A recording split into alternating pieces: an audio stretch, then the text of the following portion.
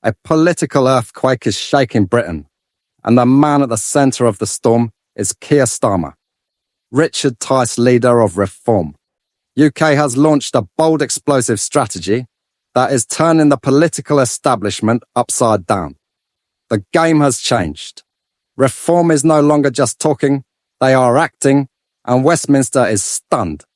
Why should working class communities bear the burden of illegal immigration while the wealthy liberal councils that support open borders remain untouched? That is the question. Reform is now asking, and they are not just asking, they are forcing the issue. Did you know that over 95% of our viewers aren't subscribed to the channel? Totally get it. Life gets busy and sometimes it's easy to forget. But here's the thing, subscribing is completely free. And it really helps us keep creating the content you enjoy. So why not hit that subscribe and like button and join our community? It only takes a second, but it makes a world of difference to us. Thank you for your support. Reform. UK is transporting migrants directly to the councils that waved refugee welcome banners for years, forcing them to face the real consequences of their own policies. If you voted for it, you can live with it, said Richard Tice in a statement that sent shockwaves across the country. Keir Starmer was blindsided. Labour called an emergency meeting within minutes of the announcement. But the momentum is now with Reform. Local councils aligned, with Reform filing legal challenges to block migrant placements in their areas, redirecting them to Labour, Lib Dem and Green strongholds. Is this fair, or is it finally justice? Are voters tired of being ignored by elites living behind security gates? Do they finally have a voice? The British public is watching closely. Communities that protested migrant hotels and were called racists or bigots are now being vindicated. Reform UK is giving them a political weapon and they are using it.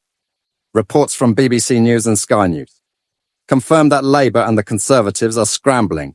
Insiders say panic is spreading within Starmer's inner circle. Some Labour councillors in pro-immigration areas are furious, feeling abandoned and unprepared for the backlash.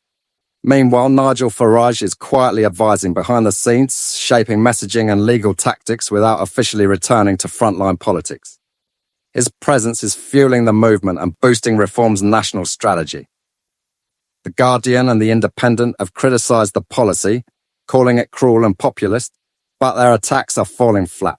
More voters are tuning out traditional media and following Reform through social platforms where viral videos of protests and interviews are spreading like wildfire. What comes next? Will courts allow local councils to block national asylum placements? Will the government intervene? Or is this the start of a powerful decentralisation that rewrites immigration control? In Britain, inside the Conservative Party, MPs are in shock, realising their tough talk on immigration led nowhere. Their Rwanda plan collapsed and communities were left struggling. Richard Tice asked the question that echoed across the country. Why didn't they act? When they had the power, Labour is in even deeper trouble. Keir Starmer, once seen as a calm leader, is now viewed as indecisive and disconnected. Councillors are being pressed by angry constituents, demanding answers. Why our towns? Why not yours? Why the silence? Reform. UK is gaining ground. Fast new volunteers, donors and candidates are flooding their offices. Leaflets, protests and social media campaigns are rolling out across the country. The party is evolving into a national movement driven by frustration, discipline and unapologetic leadership. As the legal battles begin and the political centre fractures, one thing is clear: Britain's immigration debate has entered a new phase, and the establishment is not in control. Reform UK has taken the lead, and the entire political system is being forced to respond